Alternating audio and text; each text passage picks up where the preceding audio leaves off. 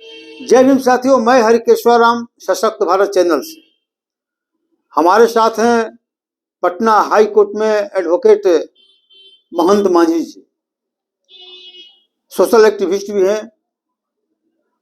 तो आज चर्चा का विषय ये है कि ये जो ईडी का जो मामला है और ईडी जो बार बार सम्मन किसी न किसी को जारी कर रहा है, तो जो मुख्यमंत्री हैं दिल्ली के अरविंद केजरीवाल, उन्होंने आज सुप्रीम कोर्ट में एक याचिका लगाई थी और उससे अनुरोध किया था कि हमको न्याय दिलाया जाए, हमको इस जो बार बार जो परेशान किया जा रहा है इससे परेशानी से राहत दिलाया जाए। तो इस संबंध में अपडेट क्या है?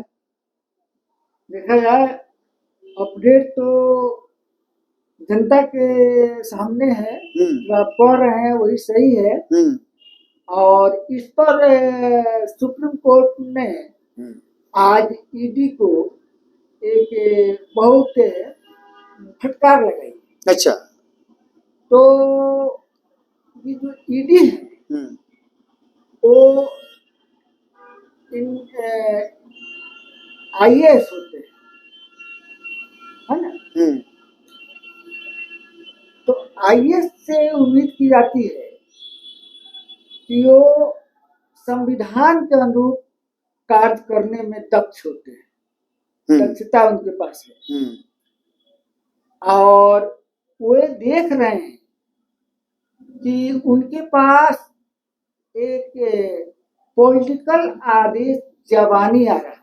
अच्छा, कभी कोई लिखित में नहीं दे रहा है, लिखित को देगा भी नहीं। हाँ, ठीक है, ऐसा कीजिए। हाँ, जब चुनाव आ रहा है, हाँ, तो वो किसी के कहने पर ऐसा जनता की नजर में लग रहा है कि सरकार कहती है और उनके कहने के अनुसार ये अपोजिशन पर छापामारी कर रहे हैं। ठीक है।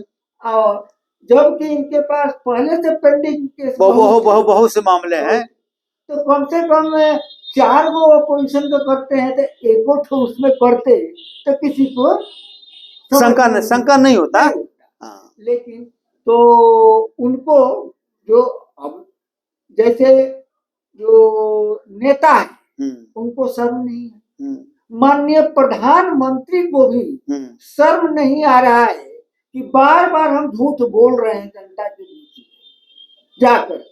प्रधानमंत्री हो कर करके आज जो हम प्रचार प्रसार करने रोज जा रहे हैं आज झूठ बोल रहे हैं, जबकि वो नहीं है, तो उनको शर्म नहीं है।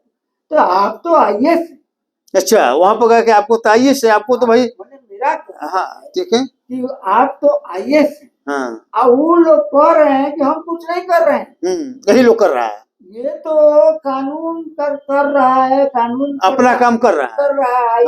आईएएस बैठे हुए हैं, हमारे लोग कहाँ कर रहे हैं, उनका ये कहना। ठीक बात है, वो तो आपको आदेश दे रहे हैं तो रिटर्न नहीं दे रहे हैं, कोई नोटिफिकेशन तो नहीं निकाला हुआ। आपको समझना चाहिए कि हम अगर उनके कहने के अनुसार 4 ठो छापामारी करते हैं तो 1 ठो जो पेंडिंग उनका पड़ा हो उस पर भी कर देते, तो वैसा हो नहीं रहा है।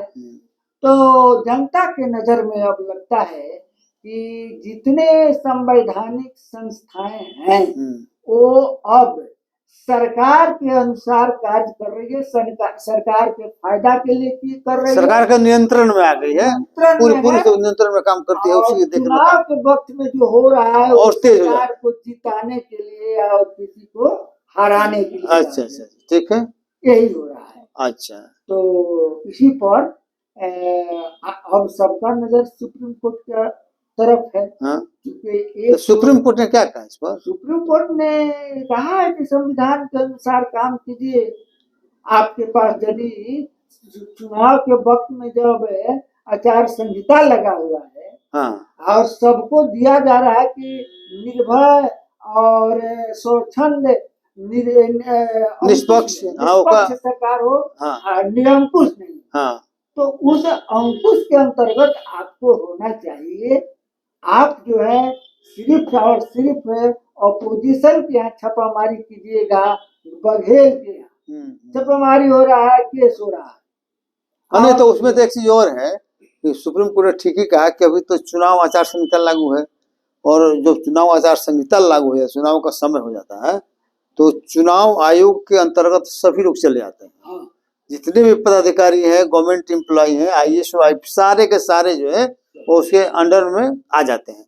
तो क्या मान लें कि चुनाव आयोग से परमिशन लेकर कहीं छापा मारा जा रहा है? उनका यही कहना है हाँ। सुप्रीम कोर्ट का हाँ, कि आप आज भी समझ मान लीजिए। आज भी चुनाव आयोग से लेकर कर रहे हैं या अपने आका मालिक के जो ऑफिसर हैं उनसे लेकर कर रहे हैं आप?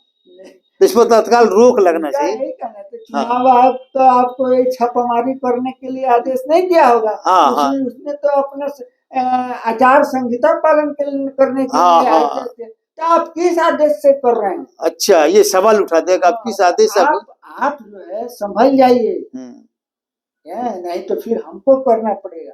इसलिए आपको चेतावनी दी जाएगी, आप इसको बंद कर दीजिए। इस तरह का मान लीजिए हरकत बंद होना चाहिए, बंद होना चाहिए। होती तो बहुत बड़ा मान लीजिए कि एक तो सेटबैक हो गया कि ईडी के लिए है, और जो भी गवर्नमेंट एजेंसी जो है जिसको जांच का जिम्मा मिला है तो उस पर तो बहुत बड़ा चोट है ना। लेकिन ये लोग समझे तब ना। हाँ, ये लोग तो दबाव में काम करता है, अपने आका के कहने पर काम करता है ना। ये तो प्रधानमंत्री को शर्म होनी चाहिए। नहीं, प्रधानमंत्री तो अफसर है। अरे उसको तो सत्ता में रहना भाई। देखिए पॉलिटिकल आदमी, देखिए पॉलिटिकल व्यू से जो भी काम होगा वो सही नहीं होता, जाने। हम लोग जो है हाँ, डिस्ट्रिक्ट में काम कर रहे हैं। हाँ, आप इंजीनियरिंग में हैं, बहुत बड़े पद पर हैं, फिर भी कहा जाता है कि ये जिला जो है कलेक्टर का है। अब कलेक्टर को लगता है कि हमारे अफसर हैं, इनके ऊपर अगर कुछ होता है तो हमारे ऊपर होता है, ये वो कलेक्टर मानता है। हम SFC में हैं, अफसर थे, है ना, अपने विभाग के थे, लेकिन हाँ, फिर भी डीएम सोचता है भाई सुरक्षित रहे, उसको लगता है कि कहीं भी कोई गड़बड़ नहीं हो, और गड़बड़ हो तो कुछ छोड़ेंगे भी नहीं, लेकिन जानबूझ के कोई हमारे अफसर को परेशान भी नहीं करे, है ना। तो खैर चलिए, तो अब इतना ही, आगे फिर हम लोग देखते हैं। जय भीम।